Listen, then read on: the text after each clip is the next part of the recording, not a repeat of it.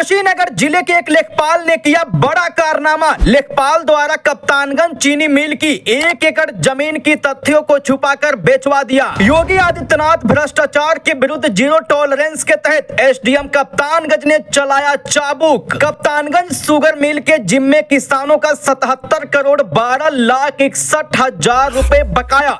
इसी मिल पर दिल्ली की एक बैंक ने 87 करोड़ रुपए दिया है लोन। लोन देने वाली संस्था ने मिलकर किसी भी संपत्ति पर बिक्री नहीं करने का दिया है निर्देश। उसी के जमीन के 3 गाटा संख्या छुपाकर बिक्री कराने का लेखपाल पर लगा है आरोप। एसडीएम कप्तानगंज योगेश्वर सिंह ने लेखपाल मार्कंडे गुप्ता से मांगा स्पष्टीकरण। 3 दिन के अंदर स्पष्टीकरण नहीं प्रस्तुत किया गया तो होगी कानूनी कार्रवाई। अमीन संग्रहालय से मांगी गई रिपोर्ट जिसमें पता चला कि 3 गाटा संख्या की हुई है हेरा फेरी। लेखपाल मार्कंडे गुप्ता पर लगा आरोप। बसहिया उर्फ कप्तानगंज के अंतर्गत आने वाले चीनी मिल भूमि का आंशिक ब्यौरा दिया गया, जबकि जानबूझकर गाटा संख्या 1111, 1112, 1126 की जमीन का ब्यौरा छिपा लिया गया है। उक्त गाटा संख्या की जमीन को धोखे से चीनी मिल के डायरेक्टर आनंद कुमार सिंह ने 1 एकड़ जमीन श्याम कुमार केजरीवाल को लेखपाल ने भारी भरकम रुपए लेकर फर्जीवाड़ा से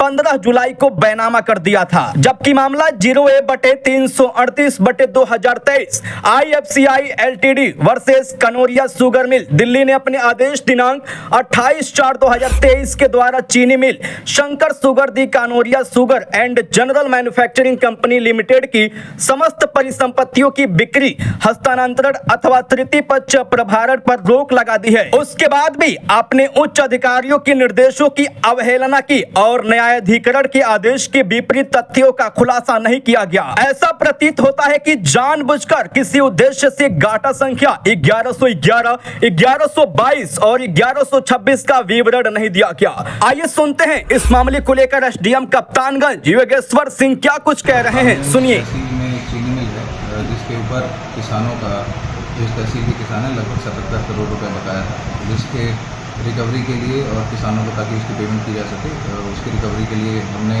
अपने स्तर से दबाव बनाया था चीनी मिल के अधिकारियों पर। उसके लिए जब जांच हमने की तो इसमें ये पाया कि एक इंस्टीट्यूशन है industrial finance corporation of India limited, जिससे भी चीनी मिल द्वारा लगभग 87 करोड़ रुपए का लोन लिया गया था और जो उनके द्वारा चुकाया नहीं जा रहा था, जिसकी वजह से IFCI लिमिटेड माननीय डेट रिकवरी ट्रिब्यूनल में गया, अपनी एप्लीकेशन दाखिल की और रिकवरी ट्रिब्यूनल द्वारा ये आदेश दिया गया कि चीनी मिल द्वारा अपनी किसी भी प्रॉपर्टी को बेचा या हस्तांतरित नहीं किया जा सकता है। परंतु इसके बावजूद भी जब हमने आगे जांच कराई ताकि किसानों का पेमेंट किया जा सके, जब जांच में हमने इसमें ये किया कि हमने जितने भी तहसील में चीनी मिल की प्रॉपर्टीज़ हैं सबको चिन्हित करने का काम किया। इस दौरान कप्तानगंज कस्बे के कुछ प्रॉपर्टीज़ का जो चिन्हांकन किया गया हल्का लेखपाल से, उसके बारे में जानकारी मांगी गई तो उसमें ये पाया गया कि कई गाटों को जो चीनी मिल के गाटे थे उसको लेखपाल द्वारा छुपा लिया गया और जिसकी वजह से जिस पर रोक लगी हुई थी उन प्रॉपर्टीज़ के बेचने पर, उन प्रॉपर्टीज़ को भी चीनी मिल के अधिकारी द्वारा बेच दिया गया, जिसका दाखिल खारिज हमने अभी फ़िलहाल नियम प्रक्रिया के चलते रोक दिया है। तो अभी फ़िलहाल यही मामला है और डेट रिकवरी ट्रिब्यूनल में भी ये मामला विचाराधीन है, पर क्योंकि लेखपाल द्वारा इन तथ्यों को छुपाया गया तो प्रॉपर्टीज़ का विवरण हमें समय पर नहीं दिया गया, इसी वजह से उसका लेखपाल का स्पष्टीकरण जारी किया गया और 3 दिवस में से जवाब मिला।